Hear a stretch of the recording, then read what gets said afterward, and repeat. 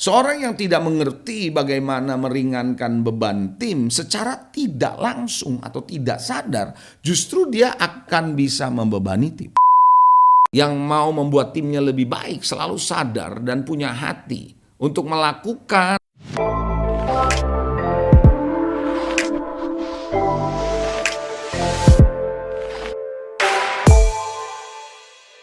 Apa kabar Bapak Ibu, Saudara yang dikasihi Tuhan dimanapun Anda berada, saya percaya Anda diberkati Tuhan. Dalam seri kali ini saya akan berbicara mengenai seri tentang kerja tim atau teamwork. Bagaimana Anda dan saya bisa membangun teamwork. Karena di dalam bekerja kita nggak mungkin bekerja sendirian. Dalam pelayanan kita nggak mungkin pelayanan sendirian. Bukan berarti nggak bisa. Bisa saja pelayanan sendirian. Tapi beda halnya ketika kita bekerja sama di dalam sebuah tim. Karena ketika kita bekerja sama dalam sebuah tim, maka pencapaian-pencapaian kita akan menjadi lebih maksimal ketimbang sendirian. Begitu kan ya saudara? Nah, oleh karena itu saya mau menjelaskan tentang prinsip-prinsip bagaimana kita bisa membangun kekuatan sebuah kerja tim atau teamwork. Saudara, prinsip yang pertama hari ini yang saya mau bahas adalah prinsip bagaimana saudara dan saya bisa menjadi seorang pembangun. Prinsip pembangun atau builders principles. Saudara, banyak orang tidak menyadari bahwa kita menjadi anggota tim ada dua kemungkinan, dua tipe manusia yang bisa ada di dalam sebagai anggota tim. Yang pertama adalah sebagai seorang pembangun, the builders, yang membangun kekuatan tim. Tapi ada juga yang kedua adalah pembeban. Jadi menjadi seorang yang membebani. Sebuah tim tidak akan bisa melakukan hal besar, hal unggul apabila anggotanya, apalagi kalau anggotanya banyak yang menjadi beban atau menjadi pembeban, saudara. Bukannya menjadi seorang pembangun, ini bahaya sekali. Ya, nah saudara, seorang yang menjadi pembeban gitu dalam sebuah tim kerja atau kerja tim, saudara, akan menyebabkan hubungan budaya kerja jadi buruk. Pasti, kalau ada pembeban, pasti akan menyebabkan budaya dan hubungan kita di dalam bekerja jadi buruk. Dan tentunya pada akhirnya menurunkan kinerja dalam tim kita. Dan kita tidak mau seperti ini, bukan? Nah, seorang pembeban bukan hanya tidak bersedia memikul beban tim, tetapi saudara justru membuat beban tim semakin berat. Saya ulangi saudara, jadi seorang pembeban sebenarnya adalah bukan cuma tidak mau atau tidak bersedia memikul beban tim. Tim itu kan ada beban kerja ya, ada stres, ada tekanan. Dia bukan cuma tidak mau memikul beban tim, tetapi justru membuat beban tim semakin berat. Karena dia menjadi pembeban saudara.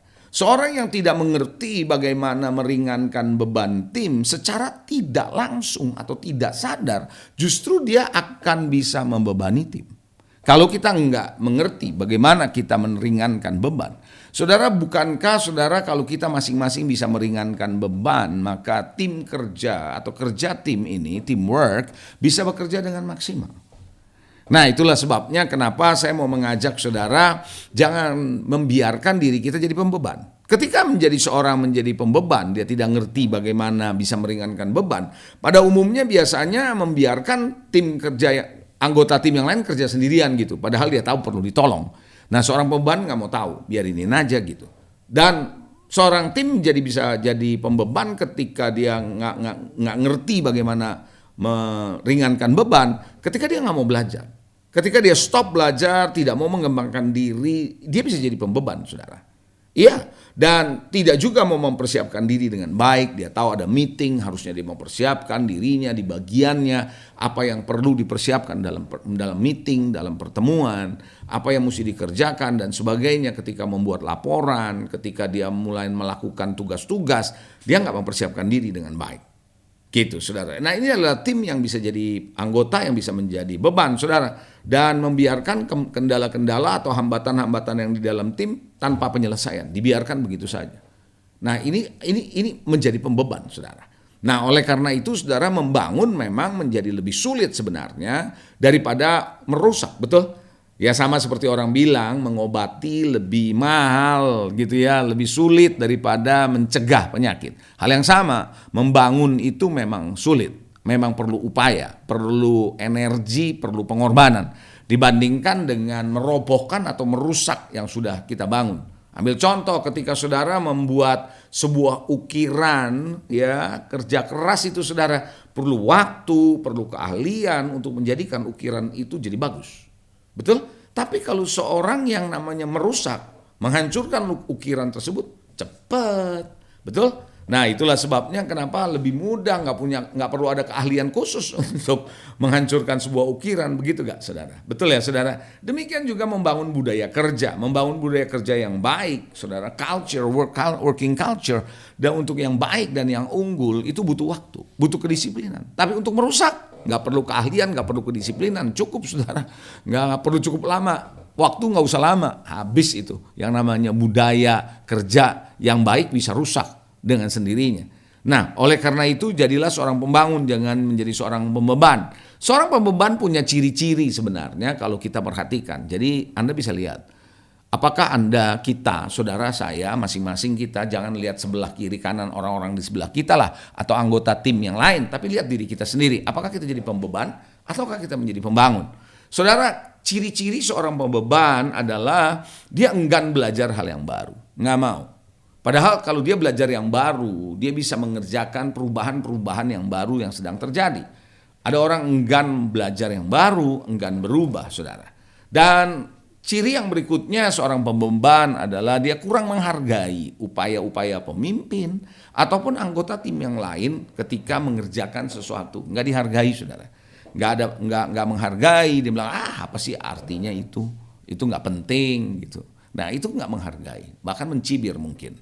Nah, yang berikutnya, ciri berikutnya seorang pembeban adalah seorang yang komitmennya rendah. Bukan berarti nggak ada, tapi rendah. Susah untuk diminta komitmen, full komitmen. Nggak ada, rendah saudara. Ya, suka gosip gitu. Menceritakan hal yang negatif, jadi menjadi sumber noise. Sumber suara-suara sumbang di dalam tim. Itu adalah ciri pembeban, saudara. Yang berikutnya juga inisiatif rendah. Kalau nggak disuruh, nggak mengerjakan. Sebuah inisiatif yang rendah itu menjadi gambaran buat saya, orang ini adalah orang yang menjadi pembeban. Nah, Anda akan cepat mengetahui mereka yang menjadi pembeban dan mereka menjadi pembangun. Kok bisa? Oh iya, saudara, kalau Anda ketemu orang yang gampang bergaul, yang mudah bersahabat atau people person, Anda bisa langsung detect kan. Ada orang yang diem, ada orang yang ceriwis, ada orang yang gampang bergaul. Anda bisa lihat. Hal yang sama, Anda bisa tahu orang-orang ini pembeban atau pembangun. Dengan sendirinya Anda mudah untuk bisa melihat. Seorang pembangun, saudara, suka sekali, saudara, untuk menambah nilai. Very easy to add values, untuk menambah nilai dari tim. Artinya nilai yang membuat tim itu menjadi lebih baik, lebih berkualitas, kira-kira gitu. Ia membuat pekerjaannya itu dia akan membuat lebih mudah, lebih cepat diselesaikan. Dan ini adalah seorang pembangun. Dia kepengen supaya timnya menjadi lebih baik, mempunyai kinerja lebih bagus, semangat yang lebih bagus. Itu dia adalah seorang pembangun, saudara. Nah, seorang pembangun yang menambah nilai selalu sadar, yang mau membuat timnya lebih baik selalu sadar dan punya hati untuk melakukan hal-hal yang perlu dilakukan untuk memperbaiki tim demi kemajuan. Walaupun dia harus berkorban. Walaupun dia tahu dia harus mengerjakan extra mile. Tapi dia lakukan demi kebaikan dari sebuah tim. He is a builder. Orang ini adalah builder, saudara. Seorang yang suka menambah nilai atau membangun timnya atau kerja tim ini, teamwork, tidak terjadi, saudara, karena ada stimulus tertentu atau secara kebetulan. Nggak ada yang namanya kebetulan. Atau ada stimulus tertentu yang luar membuat dia, saudara, kepengen menambah nilai. Tidak. Itu terjadi karena orang ini memang punya perhatian. Orang ini memberikan perhatian khusus bagaimana membangun tim. Orang ini adalah anggota ini adalah orang yang punya energi, memberi perhatian energinya, pikirannya, keterampilannya, bahkan saudara, pengetahuannya, kalau perlu uangnya.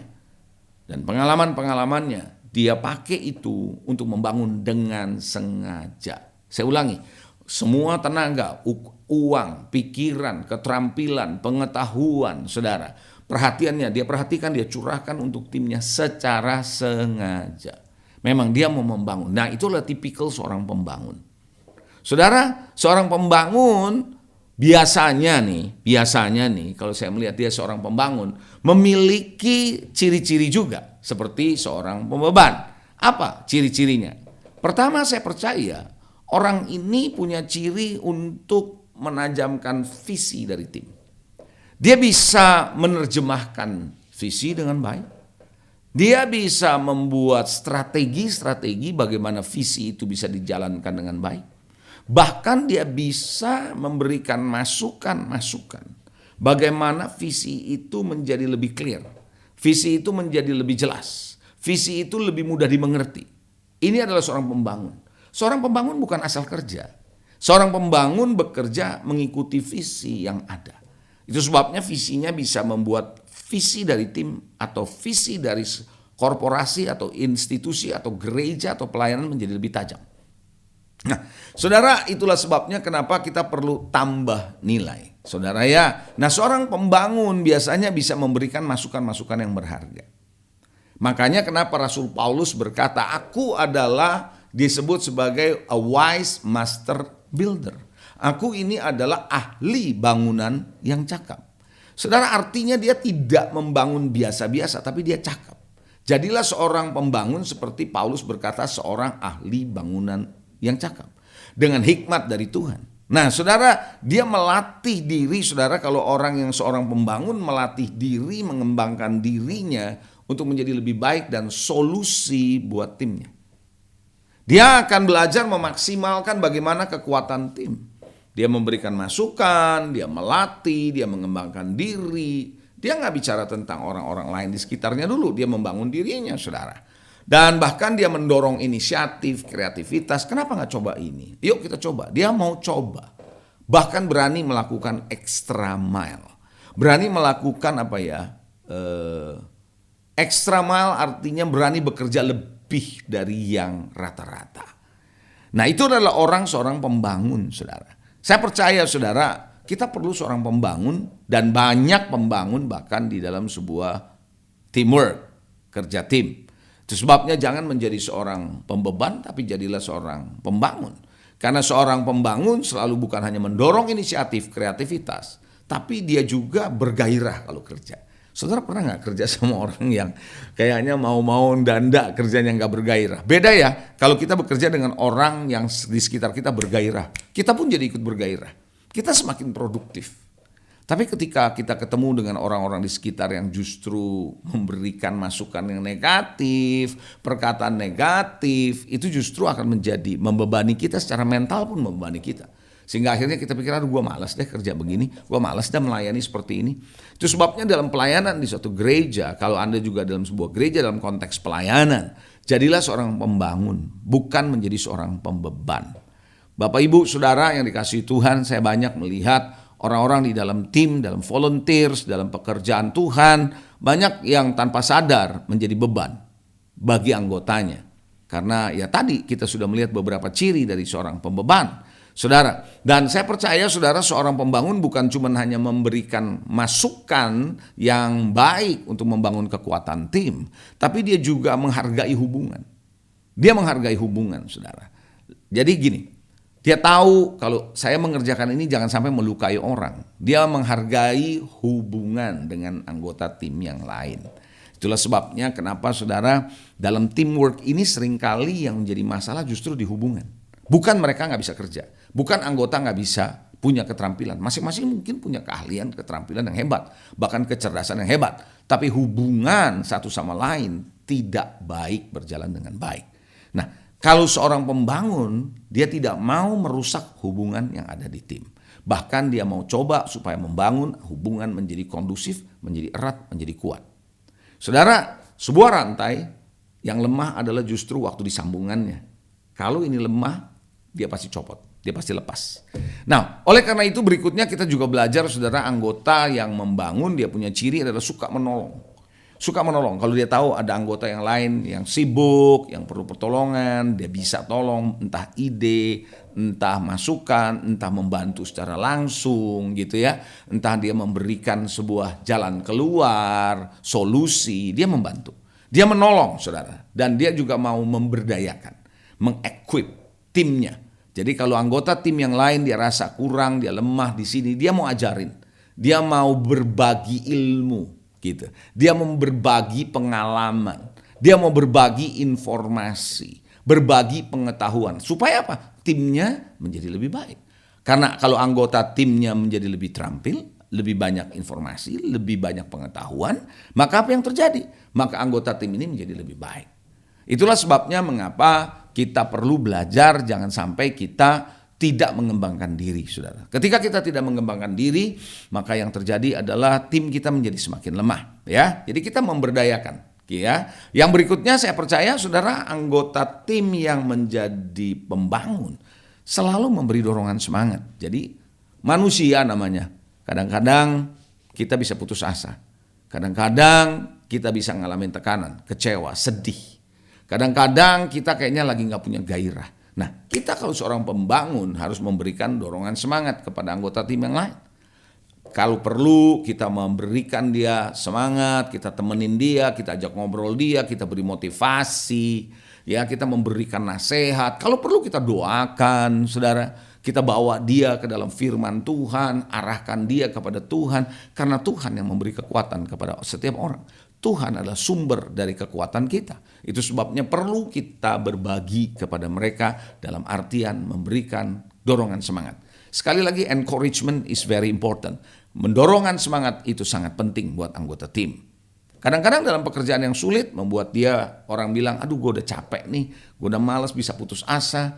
Nah, ini yang kita perlu berikan dorongan semangat kepada orang-orang ini. Seorang pembangun selalu memberikan dorongan semangat. Seorang pembangun juga selalu melakukan hal-hal yang kecil, yang sederhana. Nggak mau cuma yang besar. Enggak, gue maunya yang kerjanya yang gede-gede aja. No, sesuatu yang kecil, kata Tuhan, setia dalam perkara-perkara yang kecil, maka Tuhan akan memberikan tanggung jawab yang lebih besar.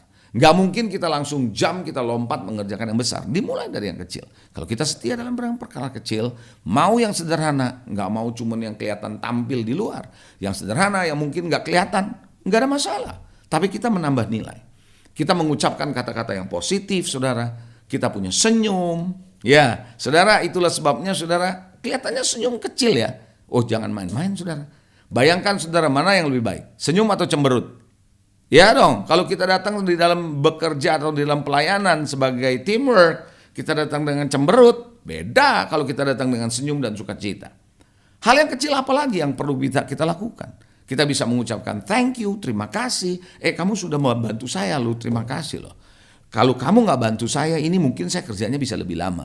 Saya bersyukur kamu bisa bantu saya. Tahukah saudara, itu akan membuat semangat kerja itu terus bertumbuh, saudara. Kita berani mengucapkan kata-kata yang membangun, saudara. Ya, jangan mengkritik. Coba saya mau tanya sama saudara. Orang yang bekerja buruk dikritik. Saudara pikir orang yang bekerja baik nggak bisa dikritik? Bisa, karena ada orang yang memang sukanya mengkritik. Nah, itu sebabnya kita jangan suka mengkritik, tapi mari belajar, saudara, kita membangun. Bahkan kita mengapresiasi. Boleh katakan amin. Nah, hal yang berikutnya, kita juga selalu bersikap positif di tengah-tengah situasi sulit. Di tengah situasi negatif. Ada kalanya tim bekerja dalam situasi yang sulit. Waktu sulit kita selalu positif. Waktu sulit kita selalu bersatu. Selalu menguatkan satu sama lain. Selalu tidak mengatakan, aduh ini susah nih, nggak bisa dah, nggak mampu dah, nggak kuat lah. Nah, kata-kata itu justru membuat mental jadi down. Mental jadi merosot. Tapi kalau kita bilang, enggak, saya yakin kita bisa bersama Tuhan. Kita cakap menanggung segala perkara.